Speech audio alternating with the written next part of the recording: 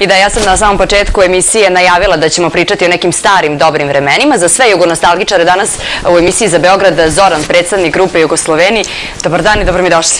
Dobar dan i vama i vašim gledalcima, bolje snaš. Kako ste? Super. Sa ovakvim CD-om u rukama, pretpostavljam dobro. Da, odlično. Hoćemo da obradimo naše gledalce odmah na samom početku. Mi smo isto godište, znaš da smo konstantni prošli put kada sa kolegovicama. Ja sam starija godinu dana. Ne, ti si 86. Pa je bilo kao 86 se desilo ovo, desilo se onaj Černobil i sva zla se desilo 86 i Tamara. I Tamara. Dobro, pamtite to što Igor priča, nemojte baš sve da pamtite što on kaže. Zorane, obeležavate li danas 17. septembar?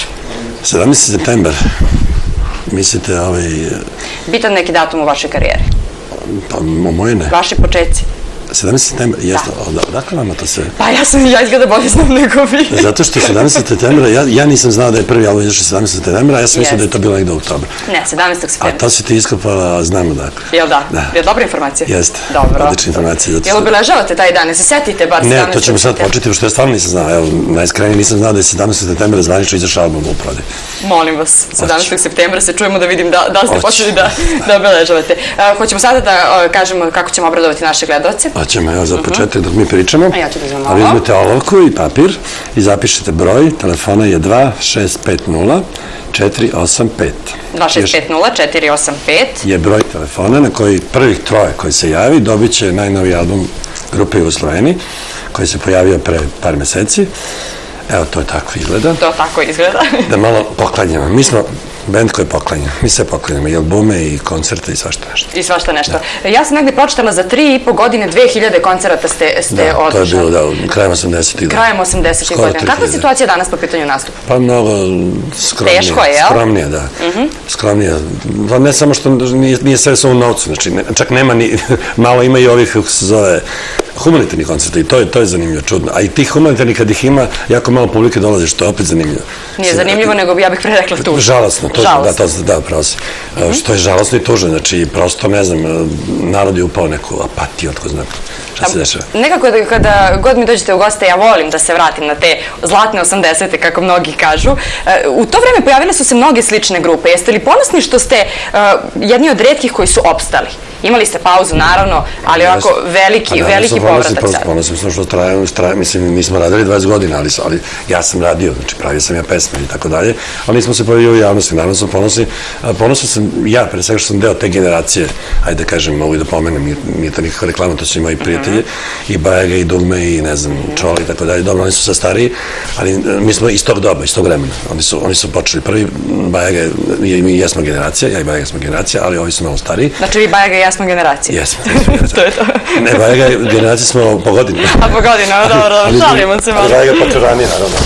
Počeo sa bendom ranije kao instruktor, ali smo generacija po godinima, što više ja stavim u ulici da izgledam njegov majka.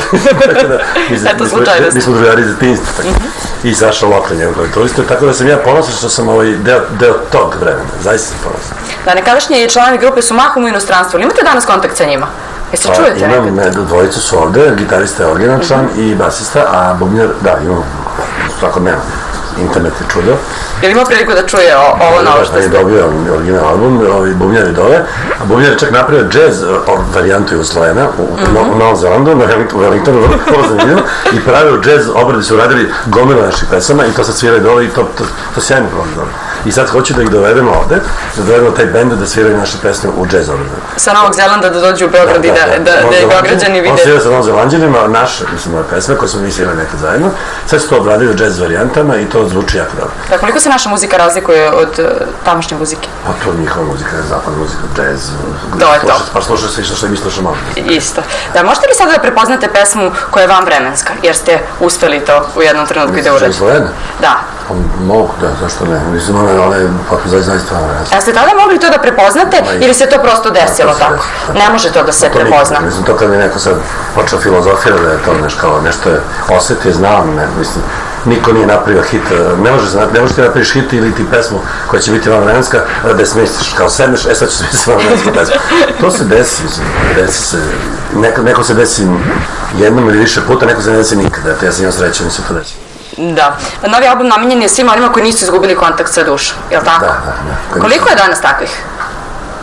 Pa ja mislim da ih ima poprilično, samo što se nekako, ne bih možda nije prava reč stide, nego to mi ne ilazi na takav ta neka emocija. Što današnjim mlađim generacijama, na njima, ako si malo emotivan u tom nekom fazonu, to je sve patetičan, znaš, to mi to je kao auto, biti patetičan, a ljubav samo po sebi, ajde, pogotovo neke tužne pesme su malo patetične. Ali opet kad slušaš recimo tu neke nove danas muzike, narodne ili uopšte turbo, to ima patetiku hoćeš, a kako im to nije patetično? Dobro, sve je stvar negde ukusa. Kakav je odziv ovih novih generacija na nastupima? Odlično. Hvala vam je bubica. Hvala bubica. Ajte, namestite, molim vas. Ima nove generacije koje slušaju, jel da? Ima puno nove generacije i oni vole slušaju, sve više oni koji vole slušaju taj, da kažemo, rock and roll. Mislim, naše vreme, to se zvalo rock and roll ili rock. Mi sviramo baš tako, taj izvorni rock and roll. Nije to hard, nije to ta teža varijanta, nego baš onako zabavljen rock and roll, lepršav i tako. Mislim da se hvalimo, na super zvučimo bolje nego pre 30 godina. Iz vašeg ugla, da li Beograd ima dovoljno mesta na kojima može da se sluša dobar rock? Pa ima. Meni se nekako sa ove strane čini da više ima onih drugih mesta gde može da se sluša neka druga muzika, ali... Ima više tih, ali ima mesta i za rock nego što ima malo publike za te rock, to je problem. Malo publike. Da li sad to je problem možda reklama, ali problem je vas medije. Vi mediji ste ti koji treba da propagirate pre svega tu muziku, znači da puštate, ne samo vi kao kuća, nego uopšte mediji. Evo šta radimo u ovom trenutku. Naravno, znači za sve pohvale, da se puštaju rock bendovi, da bi ti današnji, ne kažem klinci, mislim da vredi, nego ta mlađa populacija uopšte imala kontakt sa tom publikom, sa tom muzikom i da bi možda požela da ode neki klub, da sad ne reklamiram, ima par klubova po gradu da se svira isključivo rock and roll, rock muzika, ali nigde im se to ne pušta, da bi oni to mogli da dođu u vezu sa tim. Da, sada se da dođu u vezu sa dušom.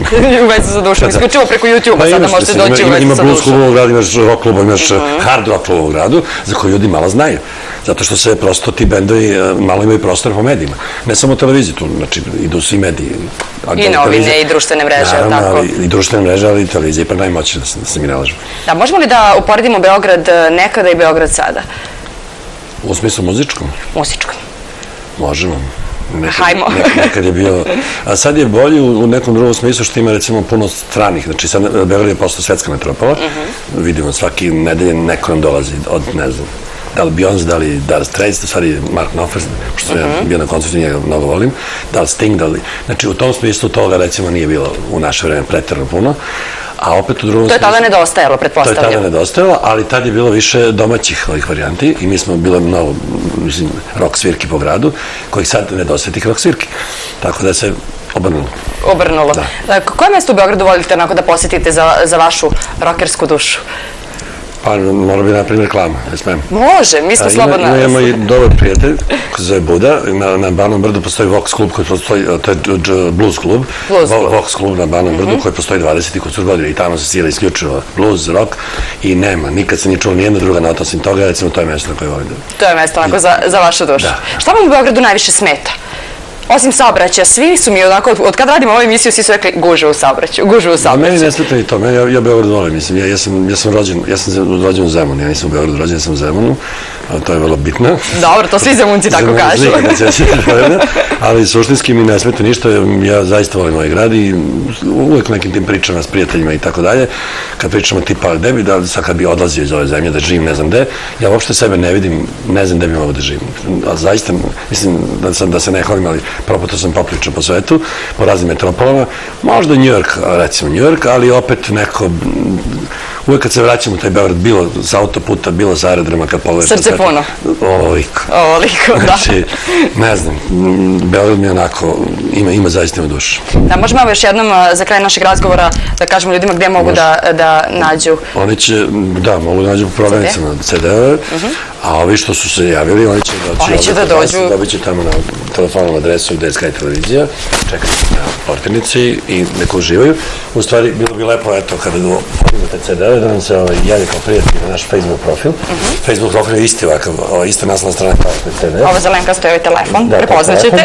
A nam se, eto, pridružite nam se kao prijatelji i javite nam se da se dobiti. I da vam kažu utiske, recimo. I da kažu utiske, da. Hvala vam puno što ste odvojili vreme za emisiju za Beograd, što ste obradovali moje gledalce u ovom trenutku i naravno, kad god imate nešto novo, uvek ste dobrodošli. Mi imamo razumevanja i vremena za muziku. Hvala što ste opoznali, vi ste ti koji ste inicirali i meni je jako drago da ste nas setili. Eto, dajete šansu ovako novo. Tako je. Hvala vam puno. Još